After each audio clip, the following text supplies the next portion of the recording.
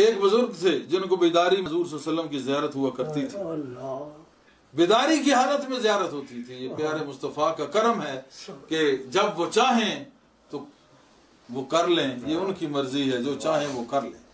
جب چاہیں وہ نظر اٹھائیں اور نظر کیمیا پھینک کر ایک سکے کو کیمیا کر دیں، ایک مٹی کو کیمیا کر دیں، سونا کر دیں۔ تو ان کو وہ اپنے شہر فارس میں بیٹھے تھے، مدینہ منورہ کی بو، بیٹھے بیٹھے وہاں مدینہ شریف کی خوشبو سونگھ لیا کرتے۔ اب وہ یہ قصہ سنا رہے ہیں، وہ کہتے ہیں میں ایک شیخ کے پاس اندلس کی جامع مسجد میں شب جمعہ گزاری، بعد نماز جمعہ ہم مسجد سے باہر آئے تو ایک شخص نے شیخ کے ہاتھ پر بوسہ دیا اور کہا حضرت مجھے آپ کے ساتھ اللہ واسطے کی محبت۔ شیخ نے ایک اوپری ترچھی نظر سے اس کو دیکھا اور فرمایا کیا تمہیں معلوم نہیں کہ اللہ کو باطن کا علم ہے، وہ مخفی سے مخفی چیز چھپی ہوئی دیکھ لیتا ہے، تو پھر اس محبت کو ظاہر کیوں کر رہے ہو؟ مطلب یہ تھا کہ اگر تم میری محبت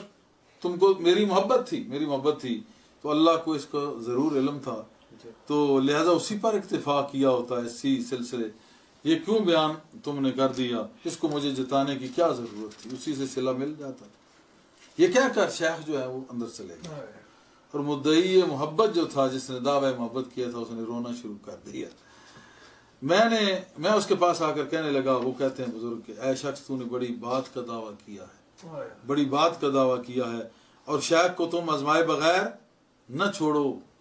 شیخ اب جو ہے نا تمہیں آزمائے بغیر نہیں چھوڑتے، اب تم نے اتنا بڑا جو دعویٰ کیا ہے تو اب تمہیں آزمایا جائے گا، شیخ تمہیں آزمائے گا، آزمائے بغیر تمہیں نہیں چھوڑے گا۔ لہذا مرد بنے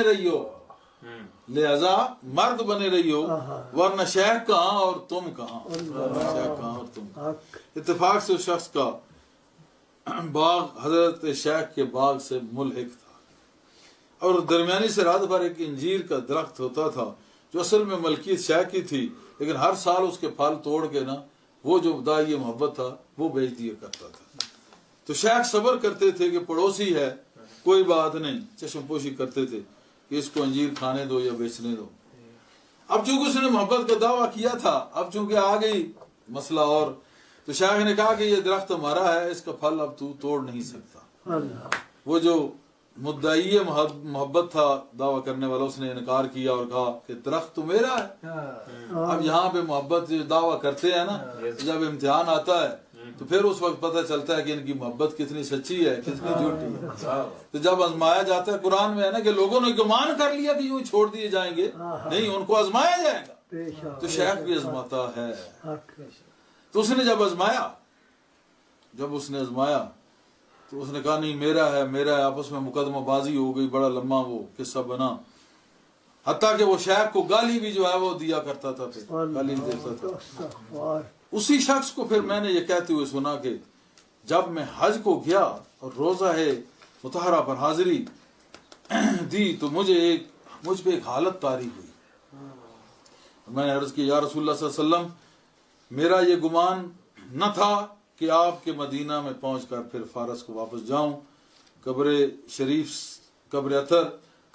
کی جانب سے، قبر پاک کی جانب سے مجھے ایک آواز سنائی دی، اگر میں اس قبر کے اندر بند ہوں تب تو جو آئے یہیں رہ جائے، اور اگر میں بصورت فیض روحانی بشکل شیخ، اگر میں ادھر بند ہوں تو پھر تو ٹھیک ہے، جو آئے ادھر ہی ٹکا رہے، اور اگر میں بصورت فیض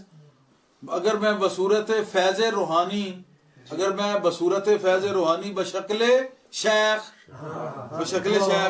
اپنی امت کے ساتھ ہوں، جہاں کہیں بھی ہو تو تم اپنے وطن واپس چلے جانا، تمہیں اپنے وطن واپس جانا چاہیے۔ چنانچہ میں اپنے وطن واپس آ گیا۔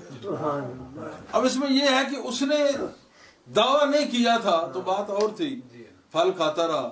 اب چونکہ اصلی پھل دینا تھا اس کو تو ضرور اس کی بھی نہیں تھی، جس کی اتنی شان ہے۔ حضور کہہ رہے ہیں کہ اس شیخ کی شکل میں میں فیض دے رہا ہوں، اور دنیا کے ہر کونے میں جو شیخ اصل ہے اس کی شکل میں فیض میرے مصطفیٰ کا جاری ہے۔ شیخ کی شکل میں فیض میرے مصطفیٰ کا جاری ہے، تو پھر مدینے میں رہنے کی ضرورت نہیں.